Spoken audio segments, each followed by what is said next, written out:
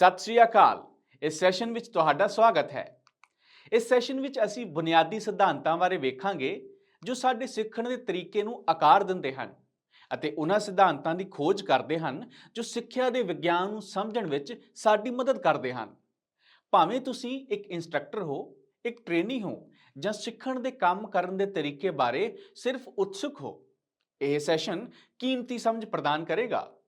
ਇਸ ਲਈ ਆਓ ਮਿਲ ਕੇ ਇਸ ਭਰਪੂਰ ਗਿਆਨ ਨੂੰ ਸਮਝਣ ਦੀ ਸ਼ੁਰੂਆਤ ਕਰੀਏ, ਕਿਉਂਕਿ ਅਸੀਂ ਪ੍ਰਭਾਵਸ਼ਾਲੀ ਸਿੱਖਣ ਦੇ ਭੇਦ ਅਤੇ ਸਿਧਾਂਤਾਂ ਬਾਰੇ ਦੱਸਦੇ ਹਾਂ ਜੋ ਸਾਡੇ ਐਜੂਕੇਸ਼ਨਲ ਸਾਈਕੋਲੋਜੀ ਦੇ ਤਜਰਬਿਆਂ ਨੂੰ ਦਰਸਾਉਂਦੇ ਹਨ।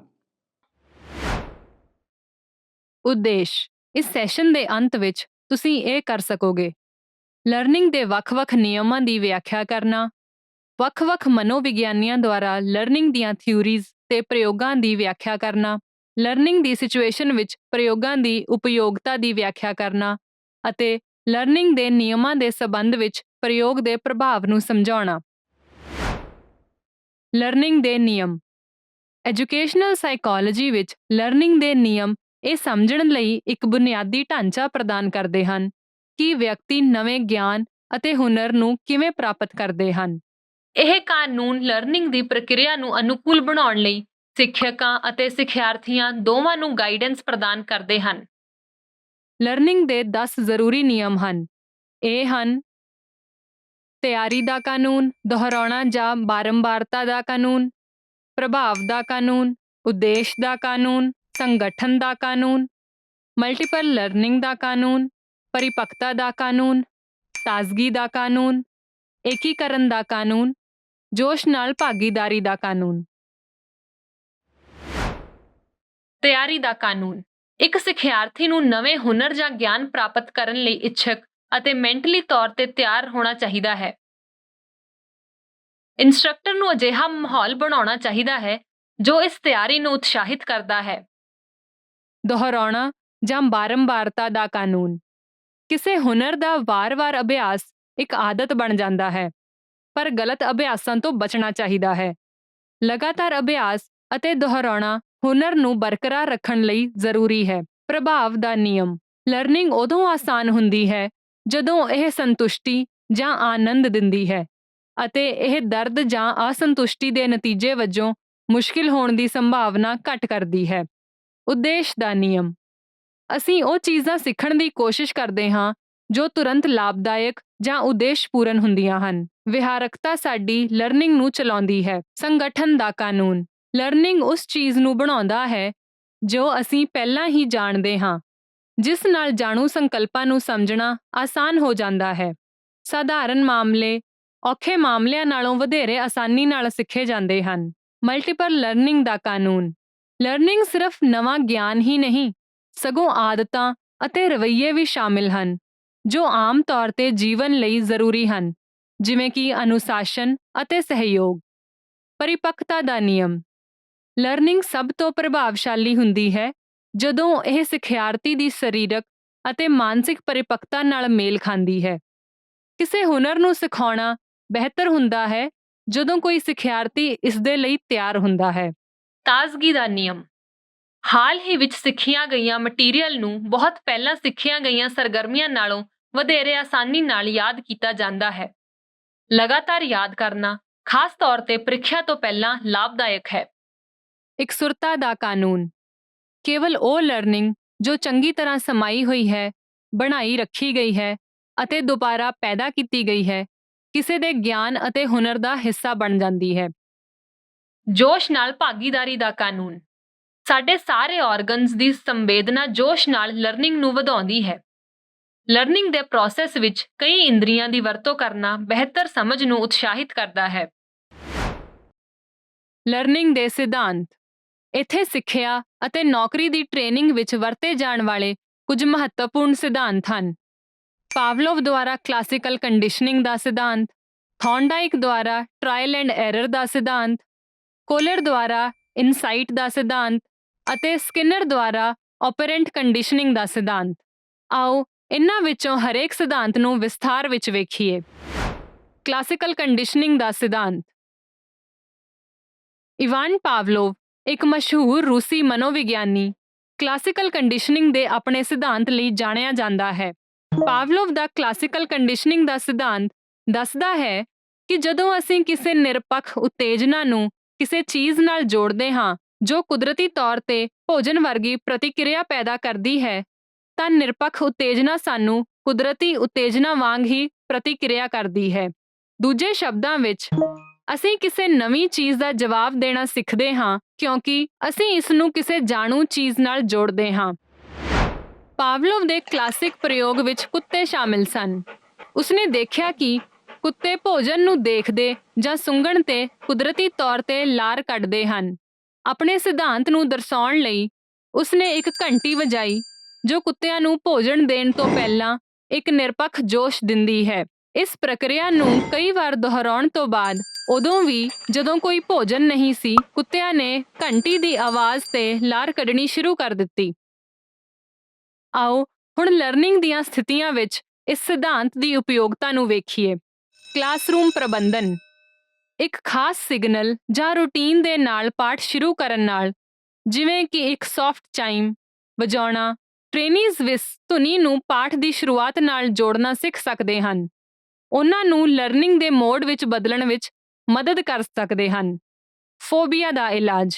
ਫੋਬੀਆ ਨੂੰ ਦੂਰ ਕਰਨ ਵਿੱਚ ਵਿਅਕਤੀਆਂ ਦੀ ਮਦਦ ਕਰਦੇ ਸਮੇਂ ਥੈਰੇਪਿਸਟ ਕਲਾਸੀਕਲ ਕੰਡੀਸ਼ਨਿੰਗ ਦੀ ਵਰਤੋਂ ਕਰਦੇ ਹਨ। ਉਦਾਹਰਣ ਲਈ, ਮੱਕੜੀ ਦੇ ਡਰ ਨਾਲ ਕੋਈ ਵਿਅਕਤੀ ਮੱਕੜੀ ਦੀ ਨਜ਼ਰ ਨੂੰ ਸ਼ਾਂਤ ਅਤੇ ਆਰਾਮ ਨਾਲ ਜੋੜਨਾ ਸਿੱਖ ਸਕਦਾ ਹੈ, ਜਿਸ ਨੂੰ ਸਿਸਟੈਮਿਕ ਡੀਸੈਂਸਿਟਾਈਜ਼ੇਸ਼ਨ ਵਜੋਂ ਜਾਣਿਆ ਜਾਂਦਾ ਹੈ। ਇਸ਼ਤਿਹਾਰਬਾਜ਼ੀ। ਇਸ਼ਤਿਹਾਰ ਦੇਣ ਵਾਲੇ ਅਕਸਰ ਆਪਣੇ ਉਤਪਾਦਾਂ ਨਾਲ ਸਕਾਰਾਤਮਕ ਸਬੰਧ ਬਣਾਉਣ ਲਈ ਕਲਾਸੀਕਲ ਕੰਡੀਸ਼ਨਿੰਗ ਦੀ ਵਰਤੋਂ ਕਰਦੇ ਹਨ।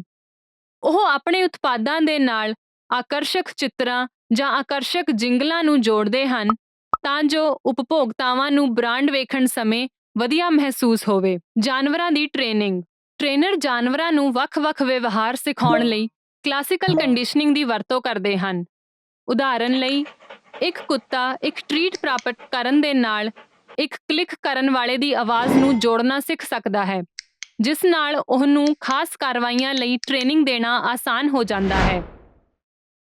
ਲਰਨਿੰਗ ਦੇ ਨਿਯਮਾਂ ਨਾਲ ਸੰਬੰਧ।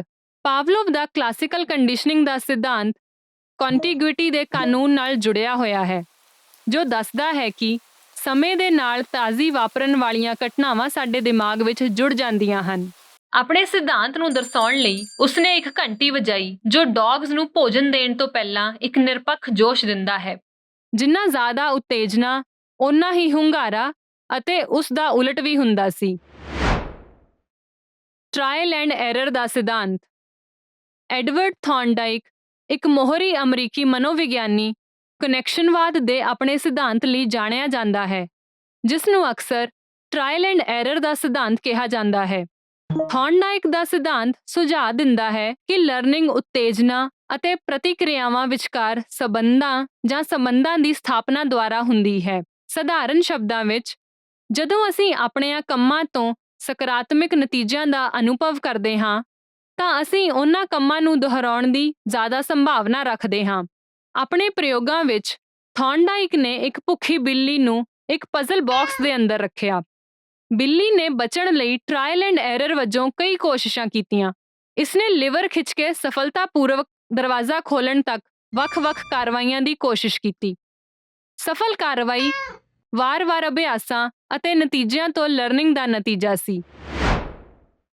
ਆਓ ਹੁਣ ਇਸ ਸਿਧਾਂਤ ਨੂੰ ਲਰਨਿੰਗ ਲਈ ਕਿਵੇਂ ਉਪਯੋਗ ਕੀਤਾ ਜਾਂਦਾ ਹੈ, ਇਹ ਵੇਖੀਏ। ਸਿੱਖਿਆ। ਇੰਸਟ੍ਰਕਟਰ ਟ੍ਰੇਨੀਜ਼ ਨੂੰ ਪ੍ਰੇਰਿਤ ਕਰਨ ਲਈ ਸਕਾਰਾਤਮਕ ਮਜ਼ਬੂਤੀ ਦੇ ਸਿਧਾਂਤ ਦੀ ਵਰਤੋਂ ਕਰਦੇ ਹਨ। ਜਦੋਂ ਟ੍ਰੇਨੀਜ਼ ਨੂੰ ਉਹਨਾਂ ਦੇ ਯਤਨਾਂ ਲਈ ਪ੍ਰਸ਼ੰਸਾ ਜਾਂ ਇਨਾਮ ਮਿਲਦਾ ਹੈ ਤਾਂ ਉਹਨਾਂ ਨੂੰ ਵੱਖ-ਵੱਖ ਲਰਨਿੰਗ ਦੀਆਂ ਰਣਨੀਤੀਆਂ ਅਜ਼ਮਾਉਣ ਅਤੇ ਆਪਣੀਆਂ ਗਲਤੀਆਂ ਤੋਂ ਸਿੱਖਣ ਲਈ ਉਤਸ਼ਾਹਿਤ ਕੀਤਾ ਜਾਂਦਾ ਹੈ। ਟ੍ਰੇਨਿੰਗ। ਪ੍ਰੋਫੈਸ਼ਨਲ ਅਤੇ ਐਨੀਮਲਸ ਦੀ ਟ੍ਰੇਨਿੰਗ ਵਿੱਚ ਟ੍ਰੇਨਰ ਵਿਅਕਤੀਆਂ ਨੂੰ ਵੱਖ-ਵੱਖ ਵਿਵਹਾਰਾਂ ਨਾਲ ਪ੍ਰਯੋਗ ਕਰਨ ਲਈ ਉਤਸ਼ਾਹਿਤ ਕਰਨ ਲਈ ਇਨਾਮਾਂ ਦੀ ਵਰਤੋਂ ਕਰਦੇ ਹਨ। ਸਫਲ ਕਾਰਵਾਈਆਂ ਨੂੰ ਹੋਰ ਮਜ਼ਬੂਤ ਕੀਤਾ ਜਾਂਦਾ ਹੈ, ਜਿਸ ਨਾਲ ਵਧੇਰੇ ਪ੍ਰਭਾਵਸ਼ਾਲੀ ਲਰਨਿੰਗ ਹੁੰਦੀ ਹੈ। ਸਮੱਸਿਆ ਹੱਲ ਕਰਨਾ। ਟ੍ਰਾਇਲ ਐਂਡ ਐਰਰ ਦਾ ਸਿਧਾਂਤ ਵਿਅਕਤੀਆਂ ਨੂੰ ਸਮੱਸਿਆ ਹੱਲ ਕਰਨ ਦੇ ਹੁਨਰ ਵਿਕਸਿਤ ਕਰਨ ਵਿੱਚ ਮਦਦ ਕਰਦਾ ਹੈ। ਜਦੋਂ ਲੋਕਾਂ ਨੂੰ ਚੁਣੌਤੀਆਂ ਦਾ ਸਾਹਮਣਾ ਕਰਨਾ ਪੈਂਦਾ ਹੈ ਤਾਂ ਉਹ ਵੱਖ-ਵੱਖ ਹੱਲਾਂ ਦੀ ਕੋਸ਼ਿਸ਼ ਕਰ ਸਕਦੇ ਹਨ ਜਦੋਂ ਤੱਕ ਕਿ ਉਹਨਾਂ ਨੂੰ ਹਰ ਕੋਸ਼ਿਸ਼ ਤੋਂ ਲਰਨਿੰਗ ਲਈ ਕੰਮ ਕਰਨ ਵਾਲਾ ਇੱਕ ਨਹੀਂ ਮਿਲਦਾ। ਲਰਨਿੰਗ ਦੇ ਕਾਨੂੰਨਾਂ ਨਾਲ ਸੰਬੰਧ। ਪ੍ਰਭਾਵ ਦਾ ਕਾਨੂੰਨ। ਸਕਾਰਾਤਮਕ ਨਤੀਜਿਆਂ ਦੁਆਰਾ ਅਪਣਾਏ ਵਿਵਹਾਰ ਮਜ਼ਬੂਤ ਹੁੰਦੇ ਹਨ ਅਤੇ ਦੁਹਰਾਉਣ ਦੀ ਜ਼ਿਆਦਾ ਸੰਭਾਵਨਾ ਹੁੰਦੀ ਹੈ। ਤਾਜ਼ਗੀ ਦਾ ਕਾਨੂੰਨ। ਸਭ ਤੋਂ ਤਾਜ਼ਾ ਤਜਰਬਿਆਂ ਦਾ ਲਰਨਿੰਗ ਤੇ ਗਹਿਰਾ ਪ੍ਰਭਾਵ ਪੈਂਦਾ ਹੈ।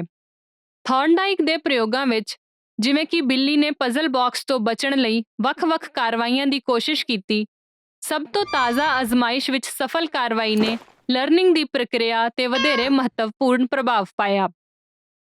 ਦੁਹਰਾਉਣ ਦਾ ਕਾਨੂੰਨ। ਵਾਰ-ਵਾਰ ਅਭਿਆਸ ਅਤੇ ਮਜ਼ਬੂਤੀ ਲਰਨਿੰਗ ਨੂੰ ਮਜ਼ਬੂਤ ਕਰਦੀ ਹੈ। ਅੰਤਰਦ੍ਰਿਸ਼ਟੀ ਲਰਨਿੰਗ ਦਾ ਸਿਧਾਂਤ। ਵੁਲਫਗਾਂਗ ਕੋਹਲਰ ਇੱਕ ਪ੍ਰਮੁੱਖ ਜਰਮਨ ਮਨੋਵਿਗਿਆਨੀ ਸੀ ਜੋ ਉਸ ਦੇ ਅੰਤਰਦ੍ਰਿਸ਼ਟੀ ਦੇ ਲਰਨਿੰਗ ਦੇ ਸਿਧਾਂਤ ਲਈ ਜਾਣਿਆ ਜਾਂਦਾ ਸੀ। ਉਸ ਦਾ ਸਿਧਾਂਤ ਸੁਝਾਅ ਦਿੰਦਾ ਹੈ ਕਿ ਲਰਨਿੰਗ ਅਚਾਨਕ ਆਹਾ ਪਲਾਂ ਦੁਆਰਾ ਹੋ ਸਕਦਾ ਹੈ ਜਦੋਂ ਅਸੀਂ ਇੱਕ ਹੱਲ ਸੋਚਦੇ ਹਾਂ। ਕੋਹਲਰ ਦੀ ਅੰਤਰਦ੍ਰਿਸ਼ਟੀ ਲਰਨਿੰਗ ਦਾ ਸਿਧਾਂਤ ਇਸ ਗੱਲ ਤੇ ਜ਼ੋਰ ਦਿੰਦਾ ਹੈ ਕਿ ਸਿੱਖਣਾ ਸਿਰਫ ਅਜ਼ਮਾਇਸ਼ ਅਤੇ ਗਲਤੀ ਬਾਰੇ ਨਹੀਂ ਹੈ, ਪਰ ਇਸ ਵਿੱਚ ਇੱਕ ਅਚਾਨਕ ਸਮਝ ਸ਼ਾਮਿਲ ਹੋ ਸਕਦੀ ਹੈ। ਇਹ ਉਹ ਲਾਈਟ ਬਲਬ ਮੋਮੈਂਟਸ ਹਨ ਜਦੋਂ ਅਸੀਂ ਲਗਾਤਾਰ ਦੁਹਰਾਉਣ ਵਾਲੀਆਂ ਕੋਸ਼ਿਸ਼ਾਂ ਤੋਂ ਬਿਨਾਂ ਕੁਝ ਸਮਝਦੇ ਹਾਂ। ਵੁਲਫਗੈਂਗ ਕੋਹਲਰ ਦੇ ਚਿੰਪੈਂਜ਼ੀ ਦੇ ਪ੍ਰਯੋਗ ਵਿੱਚ ਉਸਨੇ ਇੱਕ ਕੇਲਾ ਉਹਨਾਂ ਦੀ ਪਹੁੰਚ ਤੋਂ ਬਿਲਕੁਲ ਬਾਹਰ ਰੱਖਿਆ। ਫਿਰ ਉਸਨੇ ਉਹਨਾਂ ਨੂੰ 2 ਛੋਟੀਆਂ ਸਟਿਕਸ ਦਿੱਤੀਆਂ। ਚਿੰਪੈਂਜ਼ੀ ਵਿੱਚੋਂ ਇੱਕ ਕੋਲ ਇੱਕ ਆਹਾ ਪਲ ਸੀ ਜਦੋਂ ਉਸਨੂੰ ਅਹਿਸਾਸ ਹੋਇਆ ਕਿ ਇੱਕ ਲੰਬਾ ਡੰਡਾ ਬਣਾਉਣ ਲਈ ਸਟਿਕਸ ਨਾਲ ਜੁੜ ਸਕਦਾ ਹੈ। ਇਸ ਦੀ ਵਰਤੋਂ ਕਰਕੇ ਉਸਨੇ ਸਫਲਤਾਪੂਰਵਕ ਕੇਲਾ ਪ੍ਰਾਪਤ ਕੀਤਾ। ਕੋਹਲਰ ਦੇ ਇਸ ਵਿਵਹਾਰ ਦੇ ਨਿਰੀਖਣ ਨੇ ਦਿਖਾਇਆ ਕਿ ਚਿੰਪੈਂਜ਼ੀ ਨੇ ਅਜ਼ਮਾਇਸ਼ ਅਤੇ ਗਲਤੀ ਦੀ ਹੌਲੀ-ਹੌਲੀ ਪ੍ਰਕਿਰਿਆ ਦੁਆਰਾ ਨਹੀਂ, ਸਗੋਂ ਸਮੱਸਿਆ ਨੂੰ ਕਿਵੇਂ ਹੱਲ ਕਰਨਾ ਹੈ ਦੇ ਅਚਾਨਕ ਅਨੁਭਵ ਦੁਆਰਾ ਸਿੱਖਿਆ। ਲਰਨਿੰਗ ਦੀਆਂ ਸਥਿਤੀਆਂ ਵਿੱਚ ਉਪਯੋਗਤਾ। ਕੋਹਲਰ ਦਾ ਸਿਧਾਂਤ ਸਿੱਖਿਆਰਥੀਆਂ ਨੂੰ ਆਲੋਚਨਾਤਮਕ ਤੌਰ ਤੇ ਸੋਚਣ, ਕਨੈਕਸ਼ਨਾਂ ਨੂੰ ਸਮਝਦਾਰ ਬਣਾਉਣ ਅਤੇ ਉਹਨਾਂ ਆਹਾ ਪਲਾਂ ਨੂੰ ਪ੍ਰਾਪਤ ਕਰਨ ਲਈ ਉਤਸ਼ਾਹਿਤ ਕਰਦਾ ਹੈ ਜੋ ਲਰਨਿੰਗ ਨਾਲੋਂ ਵਧੇਰੇ ਪ੍ਰਭਾਵਸ਼ਾਲੀ ਹੋ ਸਕਦੇ ਹਨ। ਆਓ ਹੁਣ ਲਰਨਿੰਗ ਦੇ ਨਿਯਮਾਂ ਨਾਲ ਇਸ ਥਿਊਰੀ ਦਾ ਸੰਬੰਧ ਦੇਖੀਏ। ਕੋਹਲਰ ਦਾ ਸਿਧਾਂਤ ਤਿਆਰੀ ਦੇ ਕਾਨੂੰਨ ਨਾਲ ਸੰਬੰਧਿਤ ਹੈ। ਇਹ ਸੁਝਾਅ ਦਿੰਦਾ ਹੈ ਕਿ ਲਰਨਿੰਗ ਸਭ ਤੋਂ ਪ੍ਰਭਾਵਸ਼ਾਲੀ ਹੁੰਦਾ ਹੈ ਜਦੋਂ ਵਿਅਕਤੀ ਸਿੱਖਣ ਲਈ ਤਿਆਰ ਅਤੇ ਪ੍ਰੇਰਿਤ ਹੁੰਦੇ ਹਨ। ਆਪਰੈਂਟ ਕੰਡੀਸ਼ਨਿੰਗ ਦਾ ਸਿਧਾਂਤ। B.F. ਸਕਿਨਰ ਇੱਕ ਮਸ਼ਹੂਰ ਅਮਰੀਕੀ ਮਨੋਵਿਗਿਆਨੀ ਸੀ ਜੋ ਆਪਰੈਂਟ ਕੰਡੀਸ਼ਨਿੰਗ ਦੇ ਆਪਣੇ ਸਿਧਾਂਤ ਲਈ ਜਾਣਿਆ ਜਾਂਦਾ ਸੀ, ਜਿਸ ਨੇ ਰੀਇਨਫੋਰਸਮੈਂਟ ਦੀ ਧਾਰਨਾ ਪੇਸ਼ ਕੀਤੀ ਸੀ। ਇਹ ਸਿਧਾਂਤ ਇਹ ਦਰਸਾਉਂਦਾ ਹੈ ਕਿ ਜੋ ਵਿਵਹਾਰ ਜੋ ਮਜ਼ਬੂਤ ਕੀਤਾ ਜਾਂਦਾ ਹੈ ਉਹ ਦੁਹਰਾਇਆ ਜਾਂਦਾ ਹੈ, ਜਦੋਂ ਕਿ ਵਿਵਹਾਰ ਜੋ ਮਜ਼ਬੂਤ ਨਹੀਂ ਹੁੰਦਾ ਉਹ ਘਟ ਜਾਂਦਾ ਹੈ। ਸਕਿਨਰ ਦਾ ਸਿਧਾਂਤ ਇਸ ਗੱਲ ਤੇ ਕੇਂਦਰਿਤ ਕਰਦਾ ਹੈ ਕਿ ਕਿਵੇਂ ਵਿਵਹਾਰ ਨੂੰ ਇਸ ਦੇ ਨਤੀਜਿਆਂ ਦੁਆਰਾ ਆਕਾਰ ਦਿੱਤਾ ਜਾਂਦਾ ਹੈ। ਸਧਾਰਨ ਸ਼ਬਦਾਂ ਵਿੱਚ, ਜੇਕਰ ਕਿਸੇ ਕਾਰਵਾਈ ਦੇ ਨਤੀਜੇ ਮਾੜੇ ਹਨ ਤਾਂ ਇੱਕ ਉੱਚ ਸੰਭਾਵਨਾ ਹੈ ਕਿ ਕਾਰਵਾਈ ਨੂੰ ਦੁਹਰਾਇਆ ਨਹੀਂ ਜਾਵੇਗਾ। ਜੇਕਰ ਨਤੀਜੇ ਚੰਗੇ ਹਨ ਤਾਂ ਕਾਰਵਾਈ ਦੇ ਦੁਹਰਾਉਣ ਦੀ ਸੰਭਾਵਨਾ ਜ਼ਿਆਦਾ ਹੋ ਜਾਂਦੀ ਹੈ। ਸਕਿਨਰ ਨੇ ਆਪਰੈਂਟ ਚੈਂਬਰਾਂ ਦੀ ਵਰਤੋਂ ਕਰਕੇ ਪ੍ਰਯੋਗ ਕੀਤੇ, ਜਿਨ੍ਹਾਂ ਨੂੰ ਸਕਿਨਰ ਬਾਕਸ ਵੀ ਕਿਹਾ ਜਾਂਦਾ ਹੈ। ਇਨ੍ਹਾਂ ਚੈਂਬਰਾਂ ਵਿੱਚ ਕਬੂਤਰ ਜਾਂ ਚੂਹੇ ਵਰਗੇ ਜਾਨਵਰ ਹੁੰਦੇ ਸਨ ਅਤੇ ਉਸਨੂੰ ਉਹਨਾਂ ਦੇ ਵਿਵਹਾਰ ਦਾ ਅਧਿਐਨ ਕਰਨ ਦੀ ਇਜਾਜ਼ਤ ਦਿੱਤੀ ਜਾਂਦੀ ਸੀ। ਉਸਨੇ ਇਹ ਦੇਖਣ ਲਈ ਕਿ ਇਹਨਾਂ ਨਤੀਜਿਆਂ ਨੇ ਜਾਨਵਰਾਂ ਦੇ ਵਿਵਹਾਰ ਨੂੰ ਕਿਵੇਂ ਪ੍ਰਭਾਵਿਤ ਕੀਤਾ, ਇਹ ਦੇਖਣ ਲਈ ਮਜ਼ਬੂਤੀ ਜਾਂ ਇਨਾਮ ਅਤੇ ਸਜ਼ਾ ਦੀ ਵਰਤੋਂ ਕੀਤੀ। ਉਦਾਹਰਨ ਲਈ, ਉਸਨੇ ਇੱਕ ਚੂਹੇ ਨੂੰ ਭੋਜਨ ਦੇ ਨਾਲ ਇਨਾਮ ਦਿੱਤਾ ਜਦੋਂ ਉਹ ਇੱਕ ਲੀਵਰ ਨੂੰ ਦਬਾਉਂਦਾ ਹੈ, ਅਤੇ ਸਮੇਂ ਦੇ ਨਾਲ ਚੂਹੇ ਨੇ ਲੀਵਰ ਨੂੰ ਵਧੇਰੇ ਵਾਰ ਦਬਾਉਣਾ ਸਿੱਖ ਲਿਆ। ਲਰਨਿੰਗ ਦੀਆਂ ਸਥਿਤੀਆਂ ਵਿੱਚ ਉਪਯੋਗਤਾ। ਇਹ ਦਰਸਾਉਂਦਾ ਹੈ ਕਿ ਵਿਵਹਾਰ ਨੂੰ ਇਨਾਮ ਅਤੇ ਸਜ਼ਾ ਦੁਆਰਾ ਨਿਰਧਾਰਿਤ ਅਤੇ ਨਿਯੰਤਰਿਤ ਕੀਤਾ ਜਾ ਸਕਦਾ ਹੈ। ਇਹ ਚੰਗੇ ਵਿਵਹਾਰ ਨੂੰ ਉਤਸ਼ਾਹਿਤ ਕਰਨ ਅਤੇ ਬੁਰੇ ਵਿਵਹਾਰ ਨੂੰ ਨਿਰਾਸ਼ ਕਰਨ ਲਈ ਲਰਨਿੰਗ ਅਤੇ ਟ੍ਰੇਨਿੰਗ ਵਿੱਚ ਵਰਤਿਆ ਜਾਂਦਾ ਹੈ। ਆਓ ਹੁਣ ਲਰਨਿੰਗ ਦੇ ਨਿਯਮਾਂ ਨਾਲ ਸਿਧਾਂਤ ਦਾ ਸੰਬੰਧ ਵੇਖੀਏ। ਸਕਿਨਰ ਦੀ ਥਿਊਰੀ ਪ੍ਰਭਾਵ ਦੇ ਕਾਨੂੰਨ ਨਾਲ ਮੇਲ ਖਾਂਦੀ ਹੈ, ਜਿਸ ਵਿੱਚ ਕਿਹਾ ਗਿਆ ਹੈ ਕਿ ਸਕਾਰਾਤਮਕ ਨਤੀਜਿਆਂ ਤੋਂ ਬਾਅਦ ਵਿਹਾਰ ਮਜ਼ਬੂਤ ਹੁੰਦੇ ਹਨ ਅਤੇ ਦੁਹਰਾਉਣ ਦੀ ਸੰਭਾਵਨਾ ਵੱਧ ਹੁੰਦੀ ਹੈ। ਇਹ ਦੁਹਰਾਉਣ ਦੇ ਕਾਨੂੰਨ ਨਾਲ ਵੀ ਸੰਬੰਧਿਤ ਹੈ, ਜੋ ਇਸ ਗੱਲ ਤੇ ਜ਼ੋਰ ਦਿੰਦਾ ਹੈ ਕਿ ਵਾਰ-ਵਾਰ ਅਭਿਆਸ ਅਤੇ ਮਜ਼ਬੂਤੀ ਨਾਲ ਲਰਨਿੰਗ ਵੱਧਦੀ ਹੈ। ਇਹ ਸਾਨੂੰ ਇਸ ਸੈਸ਼ਨ ਦੇ ਅੰਤ ਵਿੱਚ ਲਿਆਉਂਦਾ ਹੈ। ਇਸ ਸੈਸ਼ਨ ਵਿੱਚ ਅਸੀਂ ਸਿੱਖਿਆ ਹੈ ਸਿੱਖਣ ਦੇ ਵੱਖ-ਵੱਖ ਨਿਯਮ, ਵੱਖ-ਵੱਖ ਮਨੋਵਿਗਿਆਨੀਆਂ ਦੁਆਰਾ ਸਿੱਖਣ ਦੇ ਸਿਧਾਂਤਾਂ ਦੇ ਪ੍ਰਯੋਗ, ਸਿੱਖਣ ਦੀਆਂ ਸਥਿਤੀਆਂ ਵਿੱਚ ਪ੍ਰਯੋਗ ਦੀ ਉਪਯੋਗਤਾ ਅਤੇ ਸਿੱਖਣ ਦੇ ਨਿਯਮਾਂ ਦੇ ਸੰਬੰਧ ਵਿੱਚ ਪ੍ਰਯੋਗਾਂ ਦਾ ਪ੍ਰਭਾਵ। ਦੇਖਣ ਲਈ ਆਪ ਜੀ ਦਾ ਧੰਨਵਾਦ। ਅਗਲੇ ਸੈਸ਼ਨ ਵਿੱਚ ਮਿਲਦੇ ਹਾਂ।